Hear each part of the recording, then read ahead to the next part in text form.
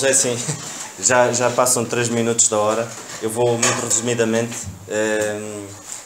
vou tentar transmitir-vos o pensamento, de facto, através da palavra do Senhor. E pegando um bocadinho no IJC, não tirando a linha de pensamento do IJC, e pegando naquilo que a Cláudia, na terça-feira ou quarta, se não me engano, agora não tenho no momento o dia certo, mas e eu dou graças a Deus porque o Carlos soube explicar melhor do que eu o que é nanotecnologia. Eu estava com dificuldades porque aquilo, só o nome já assim é difícil, mas pronto. E de facto é impressionante nós vermos o poder de Deus. É impressionante nós vermos como Deus, como há muito mais coisas para além daquilo que nós conseguimos ver. E a Cláudia explicou-nos, de facto, o que é isso e ainda o que está para descobrir. Ou seja, eles ainda estão a tentar descobrir mais para além daquilo que os microscópios veem, e tudo o que é muito mais pequenino ainda tem coisas mais pequeninas e é tudo muito bem organizado. E é o que ela diz, está tudo bem organizado, está tudo por grupos, e é algo de facto que nós ficamos impressionados. Porque como é impressionante nós vermos que de facto a mão de Deus naquelas coisas que não se veem e que são importantes para a nossa sobrevivência do dia a dia, Deus preocupou-se com isso. E de facto é triste nós vermos que de facto o nosso mundo pensa que tudo isto surgiu de uma explosão. Todas as coisas estão organizadinhas. De facto, se surgisse de uma explosão, é impressionante, não é? Quer dizer, e mesmo que surja de uma explosão é porque foi Deus que assim o fez. Mas está tudo muito bem elaborado. E nós vemos que de facto Deus fala-nos assim, e Deus tudo o que diz cumpre. E eu queria partilhar com vocês, nós não vamos ler, eu vou só resumidamente dizer-vos que logo no início, quando Deus fez a criação, e antes de Deus fazer qualquer coisa, e vemos em Gênesis, no capítulo 1 todo, vemos que de facto Deus falou 9 vezes quando ia fazendo as coisas, e os versículos dizem, e a palavra de Deus diz, e disse Deus, haja luz, e houve luz. Mais à frente, vemos que quando Deus juntou as águas, e o versículo diz, e disse Deus, juntem-se as águas. Nós vemos que de facto a palavra de Deus tem força. Tudo aquilo que Deus diz, Deus cumpre. E vemos que o Senhor aqui no capítulo 1 fez tudo. E quando Deus fazia as coisas, Deus dizia, e disse Deus que haja luz. E depois dizia que era tudo bom. Mas quando Deus completou a obra que foi fazer o homem, neste último versículo, que é o versículo 31, Deus disse assim, eu vou só ler este versículo, e viu Deus tudo o quanto tinha feito, e eis que era muito bom. Ou seja, quando Deus completou, Deus não disse que era bom, Deus disse que era muito bom. Ou seja, Deus tinha feito o homem. E de facto a relação que Deus queria ter com o homem era uma relação íntima. De partilhar toda a beleza que Deus tinha feito para com o homem. Ou seja, Deus fez tudo isto que Deus fez, era para partilhar com o homem. E infelizmente o homem virou as costas a Deus.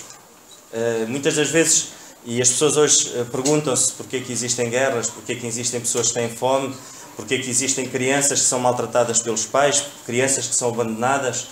Isto é o resultado do pecado, é uma consequência do homem querer fazer as coisas à maneira dele. E Deus, quanto a isso, Deus não pode fazer nada. Não pode fazer nada porque Deus não obriga ninguém. Nós temos livre-arbítrio de escolher aquilo que é melhor para nós. Assim como tivemos no IJC, foi livre-arbítrio de cada um de nós aproveitar aquilo que estava a ser exposto. Aquilo que o Simão disse, através da palavra de Deus, aquilo que o Jonas disse, a comunhão que tivemos uns com os outros, todos nós tivemos escolha de poder aproveitar ou não. Deus não nos obriga. E o impressionante nisto tudo é vermos como Deus é bom. E apesar de nós não querermos, o mundo não querer nada com Deus, ter virado as costas a Deus, a promessa de Deus é eterna. E Deus, desde Gênesis até a vinda do Senhor Jesus Cristo, Deus sempre apontou que um dia Deus queria reconciliar o homem com Deus. e daí ter mandado o seu único filho, que foi o Senhor Jesus Cristo, para que essa reconciliação fosse possível. E para quem não aceitou o Senhor Jesus Cristo, de facto o quadro não é bom. Não é bom. Porque quando Deus diz que, logo no início, vemos que Deus disse que a criação teria que ser feita à maneira dele, e Deus fez todas as coisas, mas também Deus diz algo hoje. E para quem ainda não aceitou o Senhor Jesus Cristo na sua vida, Deus diz hoje, em Romanos, no capítulo 3 e no versículo 23, Deus diz assim, e é Deus que diz, Deus diz, porque todos pecaram e destituídos estão da glória de Deus.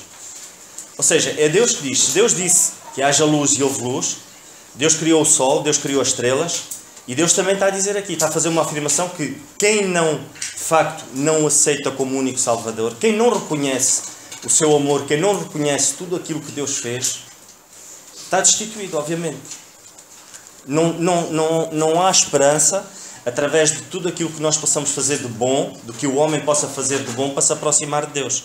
Deus diz que isso são trapos de imundícia. Tudo aquilo que nós quisermos fazer para nos chegarmos a Deus. Porquê? Porque o homem pecou. E destituído está da glória de Deus. Não há volta a dar. Mas Deus mesmo assim preparou para que de facto nós acreditássemos que o ato de amor de Deus para com a humanidade, que foi entregar o seu único filho, fosse possível essa ligação. E se de facto todos nós estamos aqui, já o fizemos, já demos esse passo, que é entregarmos a nossa vida ao Senhor, e muito resumidamente eu estou a resumir aquilo que tinha para vos dizer, mas muito rápido. Depois de termos dado esse passo, então acontece algo maravilhoso, que eu acho que é o verdadeiro milagre da vida, que é nós tornarmos uma nova criatura. E a partir do momento que passamos a filhos, porque todos nós somos criaturas, mas é só filho aquele que crê no Senhor Jesus Cristo. Muitas das vezes caímos no erro, e o mundo tem, e principalmente a religião em si, não, porque nós somos todos filhos de Deus e porque somos filhos e todos nós andamos aqui e merecemos as mesmas coisas. Não. Nós só somos filhos quando cremos no Senhor Jesus Cristo. Antes disso somos criaturas. E a partir do momento que nos tornamos filhos e tornamos uma nova criatura, lá está, daí sermos uma nova criatura em Cristo, Deus não deixou de se preocupar connosco. Ou seja, nós ganhamos a salvação, mas Deus tem um carinho especial e Ele preparou-nos. A Bíblia diz, a palavra do Senhor diz, e eu vou ler rapidamente, em Efésios, não precisam de abrir. Em Efésios, lemos no capítulo 1, e no versículo 3 e 4 diz assim: Bendito Deus e Pai do nosso Senhor Jesus Cristo, o qual nos abençoou com todas as bênçãos espirituais nos lugares celestiais em Cristo, como também nos elegeu nele antes da fundação do mundo, para que fôssemos santos e irrepreensíveis diante dele em amor. Ou seja, vimos aqui agora o Samuel, o Senhor já preparou as boas obras para o Samuel, mas a decisão vai ser dele. A decisão de o aceitar como único Salvador vai ser do Samuel. O Cristóvão e a Andreia não podem decidir pelo Samuel. Ou seja, muito antes do Samuel ser gerado, já o Senhor tinha preparado. E eu vou ler para vocês. No capítulo 2 e no versículo 10, o Senhor diz-nos assim: Porque somos feitura sua, criados em Cristo Jesus, para as boas obras, as quais Deus preparou para que andássemos nelas. Ou seja, o Senhor já tem tudo preparado para nós andarmos nelas. A escolha é nossa. Assim como nós escolhemos amar a Deus e de facto aceitarmos e vermos que o Senhor é o nosso Deus, o Senhor é o Criador de todas as coisas, esse ato de amor de o aceitarmos a Ele como nosso único Salvador é pessoal. Assim como nós vemos que de facto o Senhor fez todas as coisas com um propósito, tudo tem uma finalidade, e a Cláudia diz que, e daí eles estarem a estudar, porque todas as coisas vão resolver problemas, vão resolver na questão da saúde e tudo mais, e é importante que assim o seja, e o Senhor deu inteligência ao homem para que pudesse alcançar essas coisas. O homem hoje está a alcançar isso, Deus permite que o homem alcance isso. Mas há coisas que nós nunca conseguiríamos alcançar com a nossa inteligência ou com a nossa sabedoria. Teria que ser um ato de amor de Deus para connosco. E daí a entrega do Senhor Jesus Cristo para que isso fosse possível. Nós já vimos que o Senhor prepara todas as coisas para os filhos dele. A escolha é nossa. Nós, de facto, Deus não diz que não nos obriga a andar nelas. Assim como nós convidamos alguém para a nossa casa para ir jantar e nós preparamos o jantar em casa, aquilo de melhor que a gente temos para dar a quem nós convidamos, mas essa pessoa é que vai escolher se vai ao jantar ou não. Essa pessoa, se não for jantar, certamente vai perder a moamba que eu preparei para eles, não é? Que é boa, eu acho que é boa. E o Senhor tem algo preparado muito melhor do que uma boa moambada ou muito melhor do que batatas fritas com bifes. O Senhor tem preparado para cada um de nós algo estrondoso. Durante esta pouca vida, pouco tempo que estamos aqui, nós vamos estar aqui muito pouco tempo. Nós vivemos 60, 70 anos, 80 anos. Muitos chegam aos 90 e há quem chega aos 100. Mas é muito pouquinho perante uma eternidade que nós vamos viver. Se nós pensarmos assim, então vamos dar o nosso melhor para o Senhor, enquanto cá estivermos. Porque Ele tem isso preparado. Nós não podemos pensar que nós ainda vamos tentar... como é que eu sei a vontade de Deus para a minha vida? Principalmente os mais novos. E os adolescentes pensam, como é que eu sei qual é a mulher da minha vida? O Senhor já preparou isso para vocês. Agora, cabe-vos a vocês ter a sabedoria de saber esperar no Senhor. E saber a altura certa, porque o Senhor vai mostrar. Se Ele preparou, Ele não vai vos esconder isso. Agora, Ele só vos vai mostrar, e foi aquilo que nós ainda ontem de manhã, durante aquele debate, e o Carlos falou nisso. Ou seja, o segredo é estar perto do Senhor. Se nós estivermos perto do Senhor, certamente todas as outras coisas vão acontecendo no tempo certo. Aquilo que Deus preparou, então Ele vai nos mostrando. Agora, quando nós não estamos perto, como é que Ele nos pode mostrar? De maneira nenhuma. Se nós temos escolhas, nós temos as escolhas do dia a dia. Temos que nos levantar de manhã, temos que ir para o serviço. Certamente, se não formos, vai-nos ser descontado o dia. E ao ser-nos descontado o dia, é menos esse dinheiro que entra no nosso orçamento para casa. E isso tem consequências. Assim como tem consequências nós não escolhermos andar com o Senhor. E as consequências de não andarmos com o Senhor, o que é? É amargura. É triste nós vermos que, como crentes, muitas das vezes vivemos uma vida de infelicidade.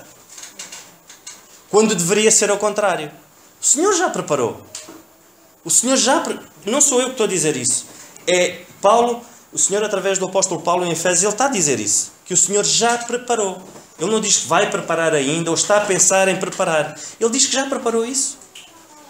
Se nós temos essa certeza, se nós temos a certeza de que quando em Gênesis o Senhor disse que fez o sol, as estrelas, fez a separação das águas e da terra, nós temos essas certezas.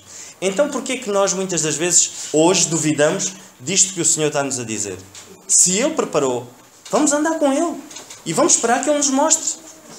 E Ele, automaticamente, Ele vai nos mostrando. É impressionante a conversão do Tiago, como nós ouvimos o testemunho dele, de como a busca dele e a sinceridade dele pelo Senhor, o Senhor preparou para que ele, de facto, encontrasse as coisas no seu tempo certo.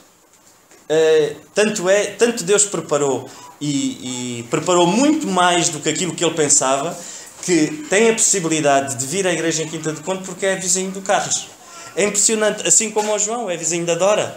Deus faz as coisas de uma maneira tão boa e nós vemos nas coisas tão simples, como esta semana, na cozinha, e o Simão veio ter comigo e ele disse, Nanda, é impressionante, estava eu e a Xanda, e o Simão veio ter connosco e disse, impressionante como é que a comida tem uma qualidade, são 70 e tal pessoas, cozinhar para 70 e tal pessoas, não é fácil, porque os condimentos, o sabor às vezes não é igual, mas estava tudo muito bom. E eu não tenho dúvidas nenhumas que é o Senhor que tem dado sabedoria às nossas irmãs, não vem delas, mas tem sido o Senhor que as tem capacitado para que isso aconteça. E a Xanda dizia assim, e ele até perguntou assim, então mas quem está à frente da cozinha tem experiência, não são irmãs que têm os seus lares, mas que o Senhor as preparou para isso. Mas porquê que o Senhor as preparou? Porque elas estão disponíveis. Elas estão prontas para servir ao Senhor. E o objetivo delas é esse. Tanto é que o Senhor preparou-as nesse aspecto, como o Senhor preparou durante a semana para que a comida não faltasse. Chegasse sempre e sobrava sempre um bocadinho. E nunca faltou, mas também nunca sobrou ao ponto de se estragar a comida. E é obra do acaso? É o Senhor que prepara isso. Porquê? Porque o Senhor diz-nos aqui que Ele preparou-nos para que andássemos nas boas obras. Cada um de nós tenha esse sentimento de pensar assim: o Senhor disse no tempo de Moisés, cuidou do povo de Israel durante os 40 anos que andaram no deserto, onde os sapatos não se gastaram, as sandálias não se gastaram, houve comida, houve maná. Deus preparou-os para que todas as coisas acontecessem de uma maneira que o povo não sofresse. Mas Deus prepara-nos agora também. E Deus tem as coisas preparadas. Cabe a cada um de nós fazer a escolha. Eu não vou me adiantar muito mais. Tinha aqui muito mais algumas coisas para vos dizer, mas acerca de quem já aceitou o Senhor Jesus Cristo na sua vida, e como Deus é tão bom, que mesmo que nós não andemos com Ele, Deus não falha para connosco.